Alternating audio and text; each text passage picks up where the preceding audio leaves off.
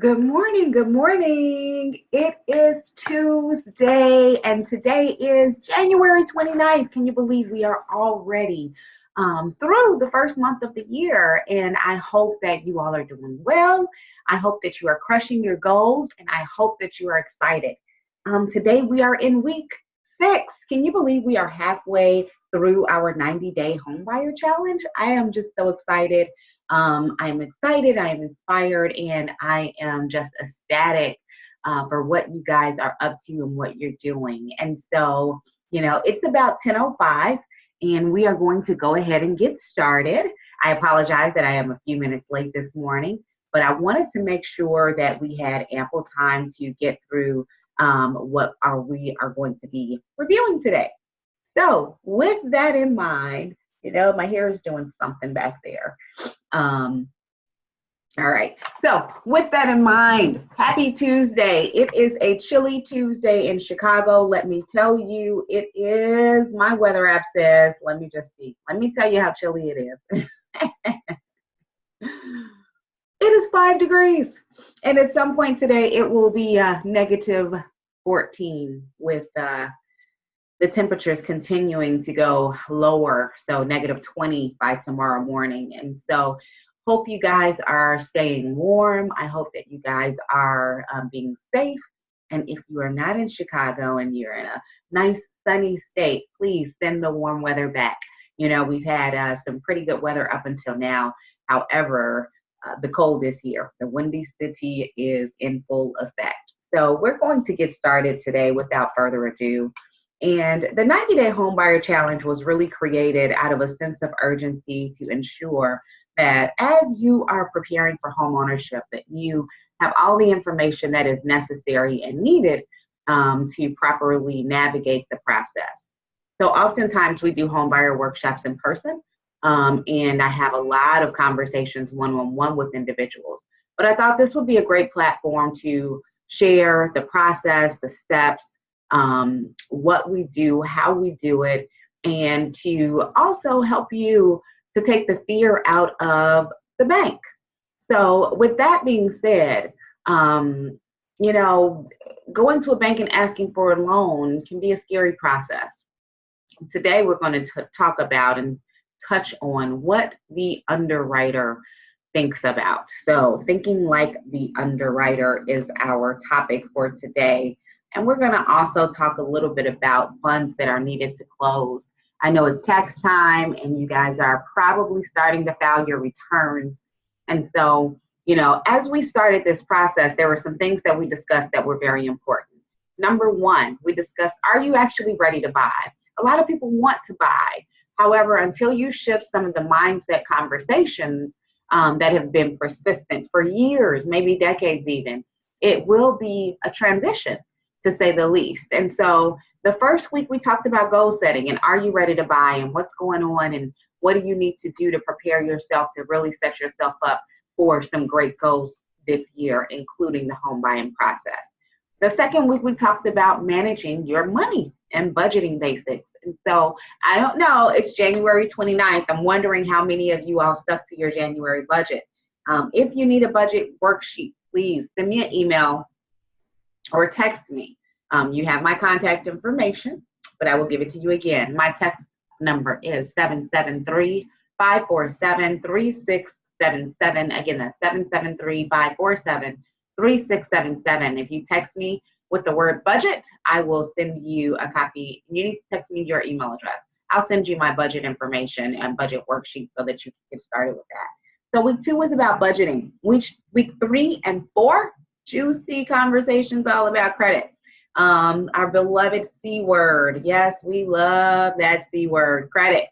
And so we had the awesome dynamic Jerry Tolliver here with us to give us some tips on, what we need to do to begin to spruce up our credit, in addition to, some of the challenges that we have, when life happens. And so we talked about credit in week 3 and in week 4. And then last week, we talked about getting your paperwork together.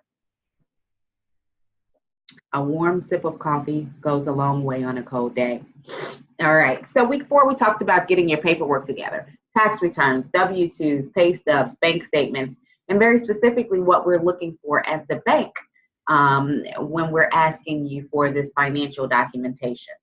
So let's jump right into week 6 conversation, which is thinking like an underwriter. So what is an underwriter? So let me kind of tell you how this process works. You give me a call because I'm the banker.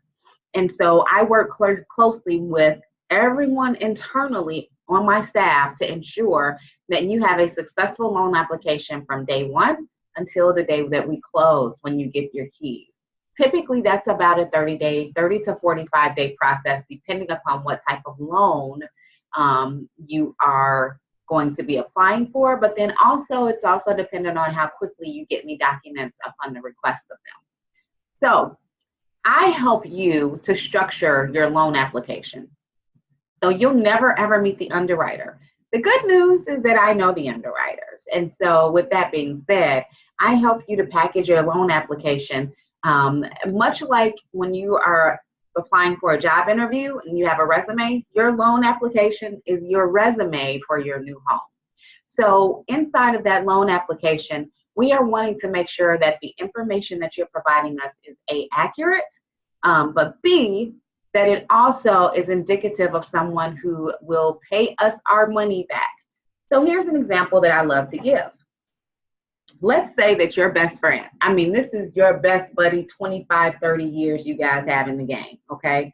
Your best friend comes to you and they say, hey, I need to borrow some money and it's kind of a large sum because I'm thinking about whatever. Let's just say they want to buy a house, okay? Let's say that you're the bank and your friend comes to you and they want to buy the house.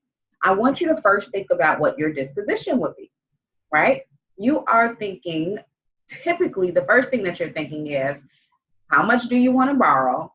Can you afford to pay me my money back? How long do you need to pay me this money back? And what do I need to do to feel secure about giving you this money, knowing that I'm going to get it back? That's what we do here at the bank, okay? You come to me and you say, hey, Cecilia, I saw this amazing house. I want to purchase it. It's $200,000. I need to know what the payments are, and I need to know if I can qualify.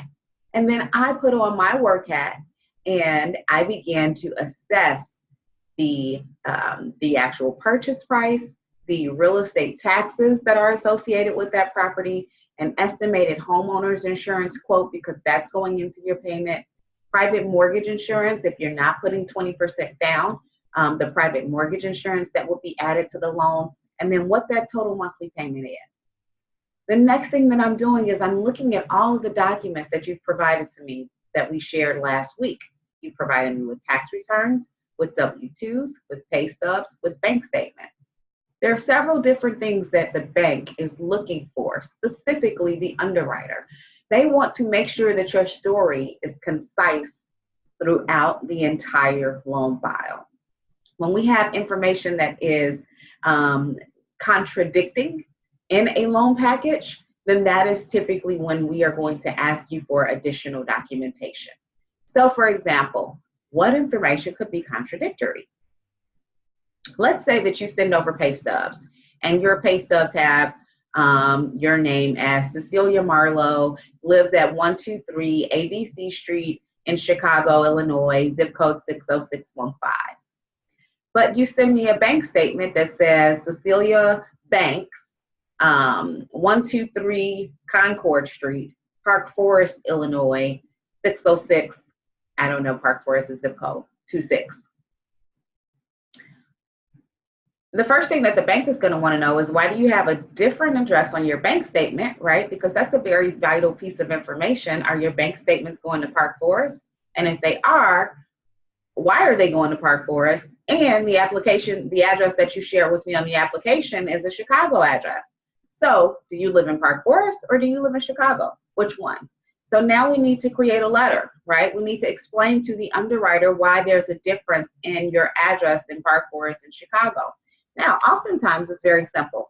I was renting in Chicago, I moved to Park Forest, didn't change my address on my ID or on my bank statement because I knew I was going to be purchasing a home and I didn't want to have to go back down to the DMV and change it all over again 3 times, right? So there are explanations when there is information that's contradictory, that we can verify and that we will ask for an explanation for. Excuse me for one moment here.